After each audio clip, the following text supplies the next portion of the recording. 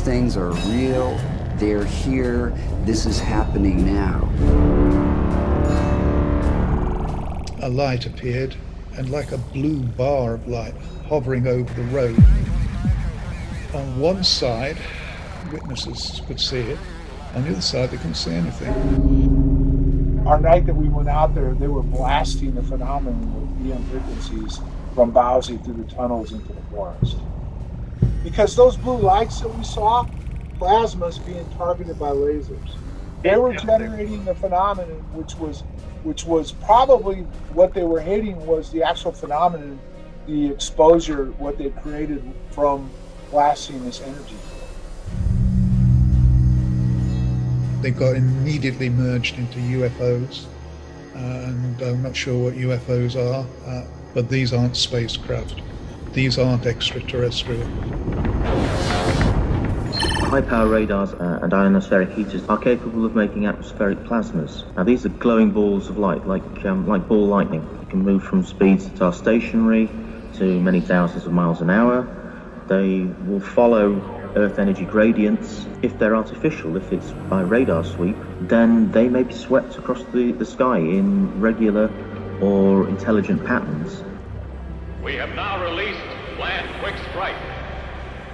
Repeat, we have now released Plan Quick Strike.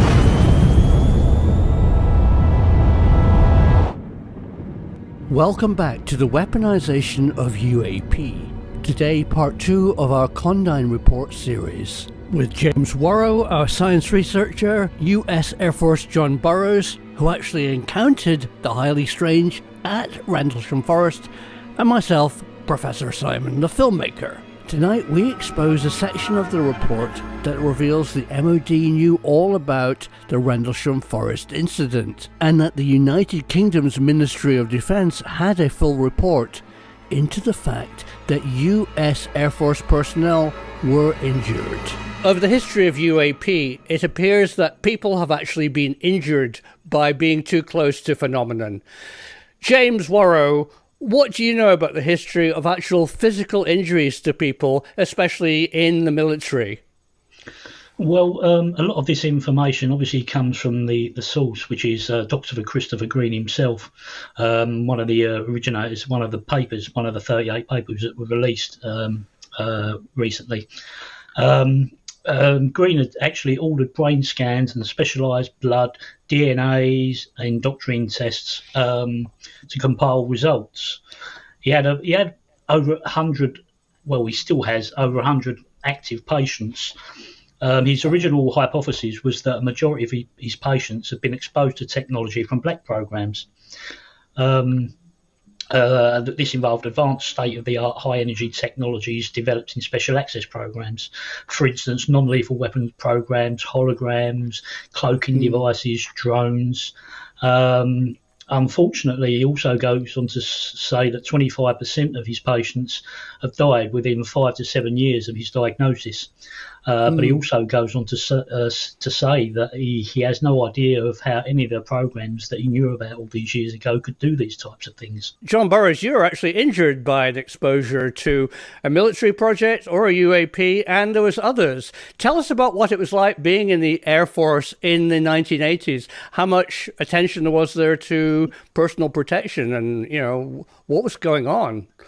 At the time, not only for us, but all personnel, working on radars and different technology, there was very little attention given to the personal protection and safety of these individuals, because I have met some people since I went public that have had issues with their health, including a radar operator that said his entire crew died but him, and he was in remission from cancer. But the interesting thing is that he also said his entire crew had some of the same experiences while working on the radar without the proper protection that we described in our encounter. John Burroughs and others were undoubtedly injured in the line of duty, but the United States Department of Defense stonewalled John in his legal battle to get compensation. The release of the UK Condign Report was one key element that broke that wall. The USA could no longer deny the Rendlesham Forest incident had taken place. So today, let's examine what the UK knew occurred at Rendlesham Forest and why the Condign Report was written. The DI-55 report UAPs in the UK Air Defence region was commissioned in 1996 and completed in 2000.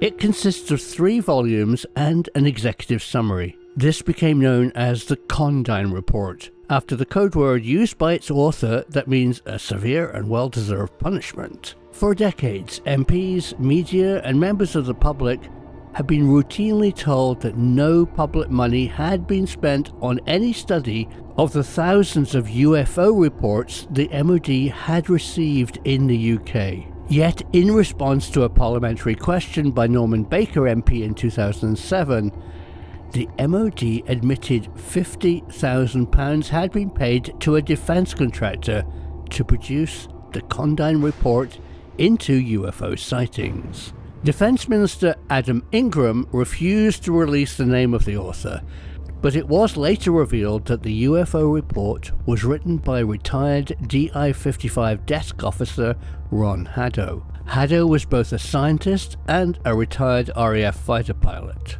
So James, what do you know about Ron Haddo and his background? Ron Haddo goes into a lot of historical cases of UAPs, or UFOs as the old term used to be. He brings up many cases that are well known, and I also believe the reason he brought up the Rendlesham Forest case was because in regards to the document itself and wanting to possibly use it for information towards creating something towards British technology, British military technology, weaponisation. I believe he kind of described the Rendlesham incident because basically it's one of the well-known cases.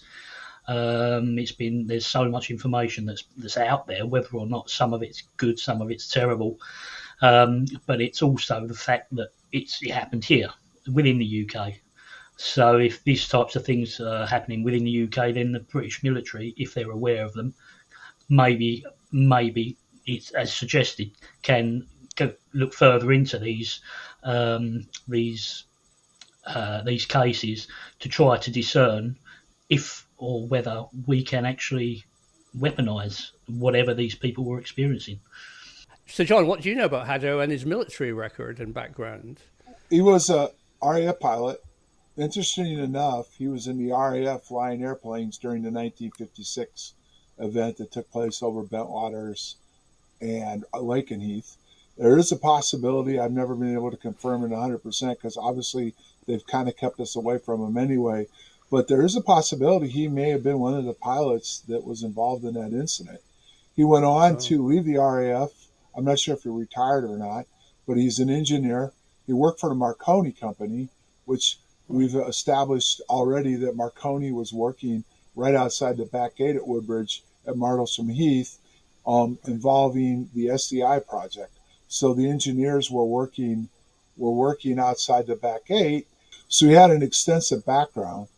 And as Nick Pope said, he wrote this technical report based on the fact that he was a scientist himself. It was originally classified secret with the caveat UK eyes only. British MOD decided to use the acronym UAP, Unidentified Aerial Phenomenon, to avoid the popular UFO link with extraterrestrial craft. Their report looked at all the possibilities to help explain the strange sightings, such as little understood forces of nature, man-made technology, and even ET.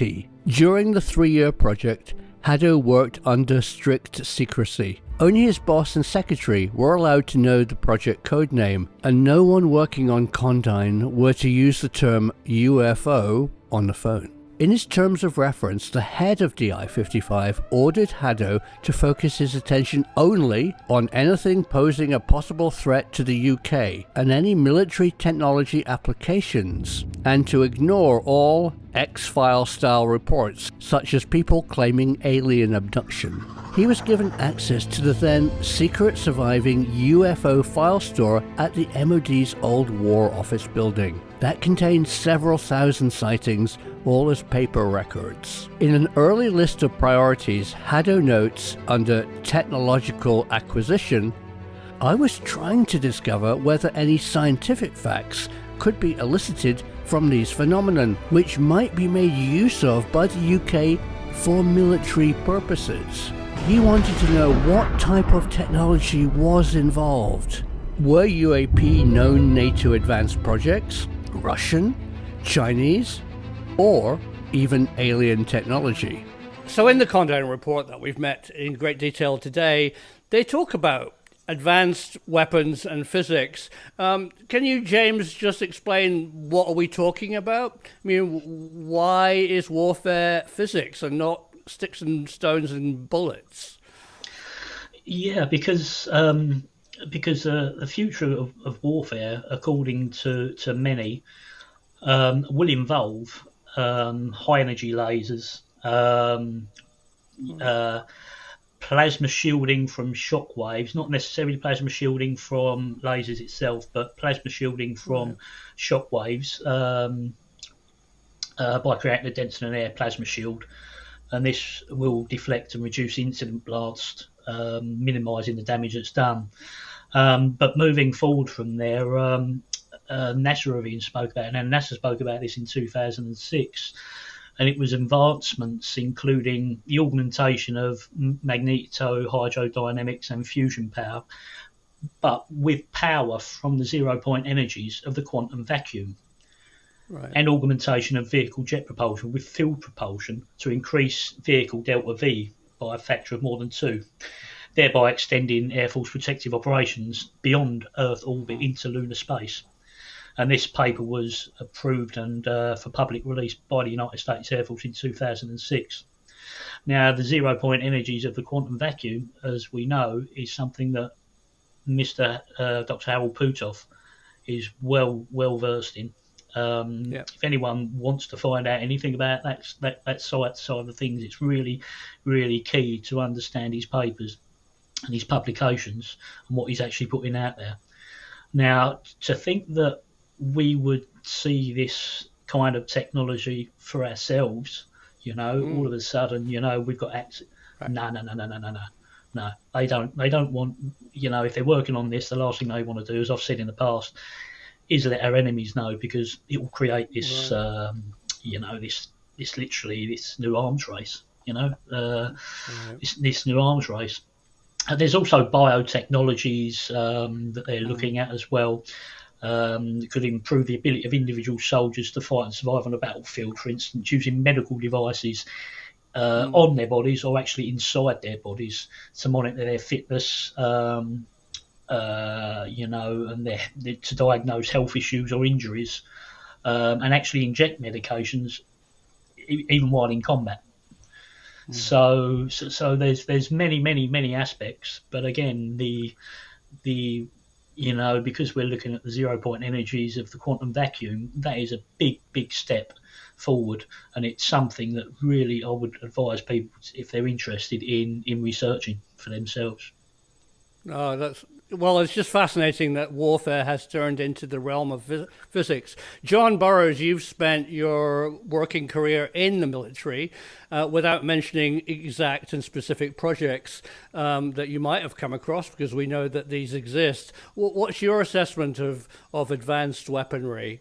I think what you'll see is over and over people will say the military, DOD, the military world itself is 50 to 100 years ahead of unclassified technology. So in other words, they developed these weapons, or they are in the process of researching them, developing in them, and moving forward. So to say that the statement that said that there were 50 to 100 years ahead, yeah, we are.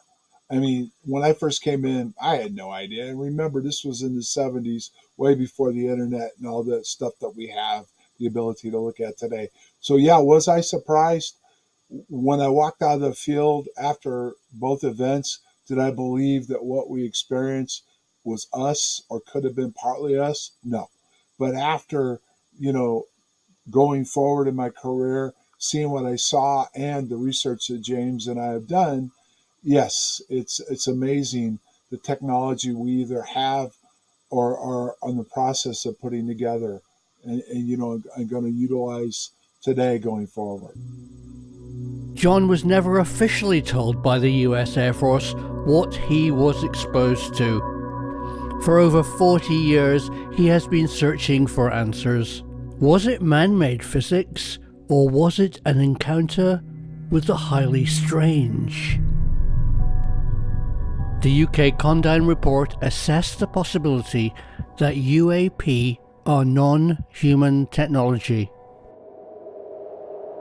The ET possibility was handled delicately. The Condign Report's author states, extraterrestrial objects, ETOs, are one potential explanation for UAP. He added, being an objective, open-minded scientist, I do not dismiss out of hand the possibility of intelligent life evolving somewhere outside of our own solar system. But the report concluded that there was no hard evidence that visitations have occurred, and if credibility is given to ET, a judgment needs to be made about which government department is best suited to address it. According to the Condign Report, the UK does not have in its possession any unexplained artifacts from UFO crashes, or any reliable photographs of UAP in the MOD's secret archive, apart from top-secret photographs showing military projects. But the report does not rule out that the former Soviet Union might have genuine UFO photographs and artifacts. The Condign Report's conclusion is, most sighting reports could be explained by a range of known phenomenon, both natural or phenomenon produced by man-made military projects by the UK or its allies. Haddo concluded UAPs were real, but probably not ET in origin. He said that UAP were most likely atmospheric plasma, or some little-known force of nature, but some of the witness reports he studied might be a phenomenon like Foo Fighters, similar to those produced by German continuous wave radar in World War II. Haddo recommends that the UK military should continue to investigate methods whereby the plasma could be harnessed and used for advanced weaponry. Although the Condign Report was released under Freedom of Information, the data Haddo used still remains classified to this day. So Ron Haddo wrote the Condign Report, and we eventually got it through Freedom of Information published and made public, but we never actually got anything public from what sources he used. Would you think that's true, John? I mean... Well, yeah, I mean, if Nick Pope said it himself in a statement he released, that the fact is that the actual papers and reports that he drew from are all redacted and still classified. And the other factor that's interesting about this report is that it talks about Rendlesham in it, but the British government got caught red-handed when they were releasing, quote-unquote, all the papers that they had, which they were somewhat implying it had to do with what Haddo had access to. There was a whole swath of papers that were unaccounted for between one point on Rendlesham and another point. Now, when it was pushed to the MOD, what happened, they said they were inadvertently destroyed. Now, Pope came back and said that if they were destroyed, it should show who destroyed it, who had it destroyed, and why. And there's no documentation to support why these documents were destroyed, or if they really were destroyed, basically leaving it one to the conclusion that a lot of these documents still mostly are classified. And it was easier to take the hit for saying they inadvertently destroyed them than to come out and say, well, there's certain documents that we still can't release because they're still being classified. Because just look at the problem the United States still has from the death of John F. Kennedy. It happened in the 60s, and there's still parts of the documents still classified to this day. Well. And it still has a conspiracy-based mindset to it because of that. But in the Rendlesham case, there definitely is something to what they're hiding, probably having to do with technology and what they gleaned from the incident and what they were going to do with the incident going forward, the scientific part of it. In 1985, MOD civil servant Ralph Noyes wrote a book called A Secret Property that implied the existence of technology that produces visions of aliens and spaceships that can affect the real world in real and hazardous ways. Although this work was fiction, while working for the MOD, Noyes helped produce the cover story that a site on Orford Ness was just an experimental radio station to hide the true function of the giant UK-US facility at Orford Ness, code-named Cobra Mist. Could Noyes really be describing in fiction real weapon systems under development in the UK? Nick Pope has this to say about the Condign Report. This was a report written by a scientific and technical intelligence specialist, writing for an audience of similar specialists, and the material simply wouldn't be comprehensible to most members of the public. Additionally, several key parts of the report were redacted, as the material is still classified and or sensitive, and many of the supporting papers that led to the final report are similarly redacted or outside the scope of the Freedom of Information Act. While the UFO community might not yet have the smoking gun of a spaceship in a hangar, there is one little-known bombshell quote from the Condign Report's final report section. It stated, "In the Bentwaters and Rendlesham area, several observers were exposed to UAP radiation. This is fascinating. Remember, viewers, what I've just read out is a quote from a secret UK eyes only internal Ministry of Defence document admitting they know about the Rendlesham Forest incident." Condign Report mentions the incident at Rendlesham, Bentwaters and Woodbridge. Do you think they know more about what actually happened than they actually wrote about in the Condign Report?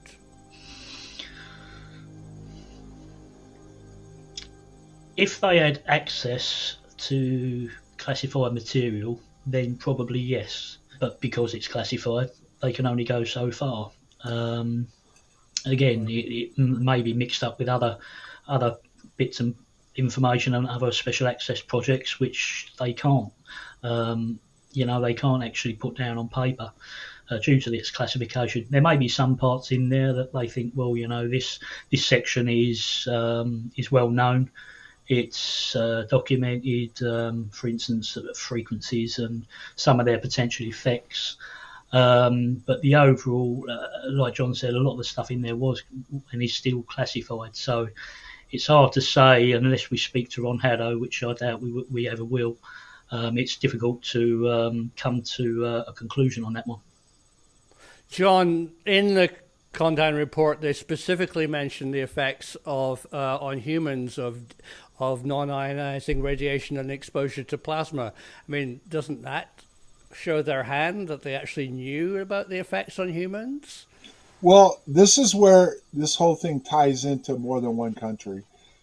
Going forward, as we do this series, I did a FOIA with the MOD, and the question to them was looking for particular documents that they had that would relate to the weaponization that they were working on with UAPs, and I got a very interesting response. What my FOIA showed was they were actively working on weaponizing UAPs, which means they have a whole division inside the government that whatever the British government calls their projects, I don't know. The Americans call it SAPs. What the British government calls it is different. But they clearly have scientists working on this technology and how to utilize it. And you could go one step further. Hal Puthoff's group presented John McCain before he passed committee with 38 papers showing what could be done with UAP technology. So yes, it's being worked on. Yes, both the MOD, the United States, probably the Canadian government and other NATO governments, and the Australians probably are working on all this. and know a lot more about what's taking place. But the interesting thing is what the American government put in an SAP program, it hides it from the overall oversight of Congress to include what I found most interesting was when Harry Reid allocated money to Bigelow to look into this in the first place. Okay, as soon as he got the initial report, his first thoughts were to put all of that into an SAP program. Probably the most interesting section of the Condon report is buried down on page 4 of volume 2, a section about the potential mental and physical effects on humans from UAP exposure. It states the linking of brain activity to UAP events, where the witness is presumably within near-field influences, is currently only partially understood, since assumptions must be made as to the type of fields being encountered. Within the UK defence region, these close encounters occur only a few times every year. The well-reported Rendlesham Forest Bentwaters event is an example where it might be postulated that several observers were probably exposed to UAP radiation for longer than normal UAP sighting periods. The close proximity of plasma-related fields can adversely affect a vehicle or a person. For this to occur, the UAP must be encountered at very close ranges. A probable modulated magnetic, electric, or electromagnetic field appears to emanate from some of the observed buoyant charge masses. The effect on vehicles is well known. What is less known are the effects on humans when in contact with these EM fields. So we've established very much that something really major happened at Rendlesham Forest. There was an exposure that badly injured John and others with exposure to non-ionizing radiation. And very much in the Condon report, Ron Haddo mentions plasma. Now, plasma can be man-made, but it can also be a natural phenomenon or a strange phenomenon. Is there any way, James Warrow, of knowing if non-ionizing radiation or plasma effects are human generated or not? Well, the only way of doing that is by generating a ball of plasma and subjecting someone to it, which is, I wouldn't say would be a very easy thing to do. Where they are with the technology right now isn't very well understood, but how they say, as far as I'm aware, the only way they can actually do it right now, or they have been doing, is by examining previous cases such as John's, such as other people that have been in close contact with this plasma or whatever it may be, whatever the nature of it may be. From that, because of the injuries and everything that people sustain, this broadband non-ionizing electromagnetic radiation that is causing injuries, if they do want to develop some of this stuff, they've got to make sure that they do it in a way whereby they're not harmed in creating it themselves or testing it.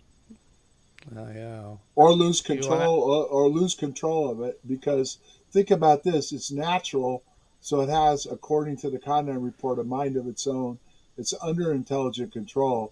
So the thing would be is, can they control this, the natural plasmas and the phenomenon, or are they going to have to create the same type of phenomena to be able to control it better?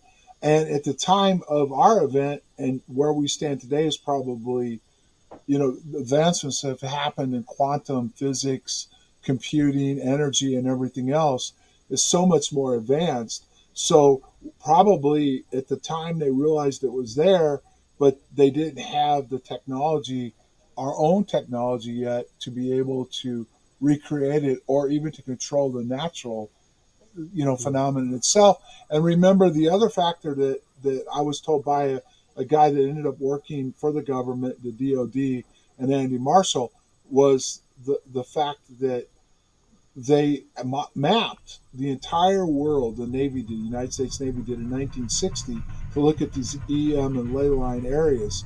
So there may be only certain areas where this phenomenon exists and comes in. which some people have said wormholes or whatever, but there may be only certain areas where this phenomenon is. So, are they able to actually, take that phenomenon and move it to a different area or a battlefield? No differently in how our technology, like you talked about in the film you did about Cobra Mist, how they had to downsize it to be able to use it on the battlefield. So Right. are they able to take the natural phenomenon and utilize it in all areas, or are they going to have to find a way to recreate the phenomenon themselves? As we go further into this series, you're going to start to understand that there's a lot of physics and unknowns out there that was started back with Tesla, Marconi, and those individuals that at the time were more theories, but today they are very much moving forward with being able to make applications and actually utilize the very thoughts that Tesla, Marconi, and others were looking at, even in the early 80s, that are now being utilized in today's warfare. And will go forward and will completely revolutionize how wars are fought in the future. Back in 1980, when you were exposed to something, do you think they were just prodding and poking at the phenomenon? We didn't really understand it, but were they evoking it, or did it just appear at the site? Well, the interesting thing is that's what we'll cover next. Because as we close out tonight's episode, we say it's studying the effects on humans, which Kit Green, Eric Davis, Gary Nolan, and others did, and Jacques Vallée, but also the study of the phenomenon. And interesting enough, there is a scientist that had a funded project that was down studying this phenomenon that's talked about in the Condon Report and known to be in the Rendlesham Forest area at the time of our event. So we will go into we definitely are going to go into that. I think tonight's discussion was absolutely fascinating. I think we've covered a lot more of the Condon Report, but we can't ignore, we don't really know, was it just man-made or was there a phenomenon? So viewers, stay tuned for the next episode where we're really going to look at what John's just hinted at, a science report into Woodbridge, into Suffolk, into Rendlesham Forest area itself, because it appears that there was something there all along. Could the examination on the field effects of humans exposed to UAP confirm the true nature of UAP? The Condon Report officially summarized the observed nature of UAP, which apparently reads as a full understanding of the Rendlesham Forest incident. But that raises a big question. Why did the MOD and the Department of Defense through the US Air Force continue to examine what happened at Rendlesham Forest? To this day, the full nature of John Burroughs' injuries are of great interest to scientists and defense contractors working on UAP-type technology. One possible conclusion is, what occurred in Rendlesham was more than man-made technology. In our next episode, we wonder if the highly strange was weaponized. Press like and subscribe now so you don't miss the next episode of the weaponization of UAP.